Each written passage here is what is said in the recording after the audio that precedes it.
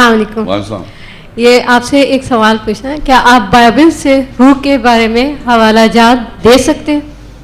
اچھا, بائبل میں دیکھیے ایک بڑا مشہور ایک چیز چلی آ رہی ہے, وہ ہے ہولی گوسٹ.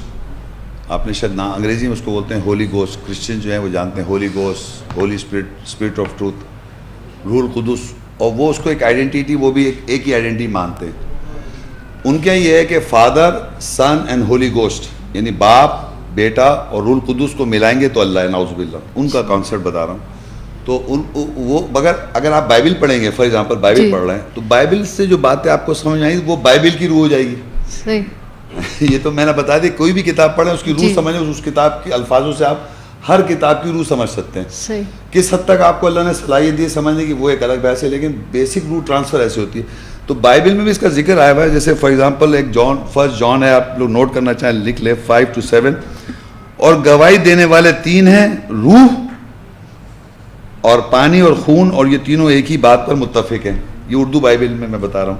لیکن پتہ نہیں عجیب باتیں کیا ہے, بائبل تو ایسی چیز ہے کیونکہ اللہ کلام نہیں ہے, اس میں مختلف باتیں لکھی ہوتی ہیں. اگر انگریزی میں دیکھیں گے تو وہ لکھیں گے روح, باپ اور لفظ ورڈ. اردو میں پانی اور خون لکھ دیا. اب یہاں اردو بیچارے جو پڑھ رہے ہیں وہ سمجھ رہے ہیں کہ یہ شاید یہ لکھا ہے گواہی دینے والے 3 ہیں, اور روح اور پانی اور خون. اور انگریزی میں ایک آدمی پڑھ رہا ہے, وہاں لکھا ہوا ہے فادر, باپ. عیسائی جو ہے نا گورے, ان کو باپ بتا رہا ہے, باپ, ورڈ مطلب لفظ, وہ جیزس ہیں, اور روح القدس, روح الامین. تو وہ روح, وہ سیم اسپرٹ. تو کہنے کا مطلب یہ اس میں بھی ہے.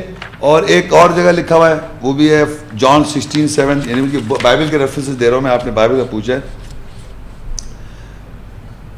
لیکن میں تم سے سچ کہنی, جیزس کہہ رہے ہیں, لیکن میں تم سے سچ کہتا ہوں کہ میرے جانا تمہارے لیے فائدہ مند ہے.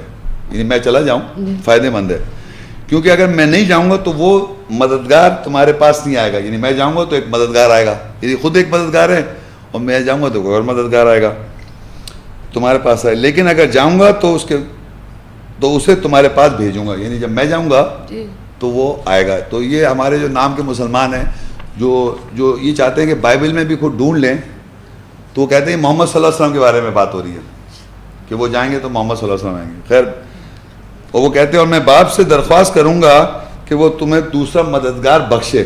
میں چلا جاؤں گا تو دوسرا مددگار آ جائے گا, اور اب تک تمہارے ساتھ رہے گا, ابد تک, یعنی ہمیشہ رہے گا.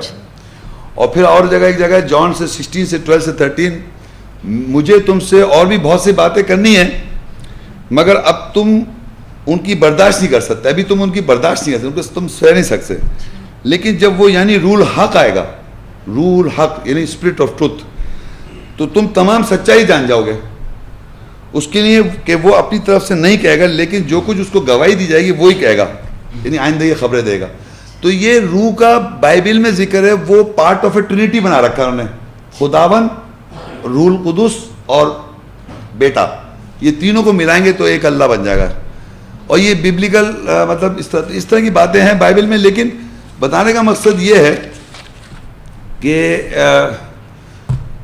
میں نے آپ کو بتایا کہ یہ تو بائبل میں بات لکھی ہوئی ہے, اس طرح روح کا بہت جگہ اور بھی ذکر ہے, میں ایک دو ریفرنس ہیں. لیکن بیسک پرنسپل کیا ہے کہ اگر آپ بائبل پڑھ رہے ہیں, کوئی بھی کتاب پڑھ رہے ہیں, اس میں جو بات لکھی ہے اگر اس کو آپ پرسیو کر لیں گے, یعنی اس بات کو سمجھ جائیں گے, تو اس کی روح آ جائے گی.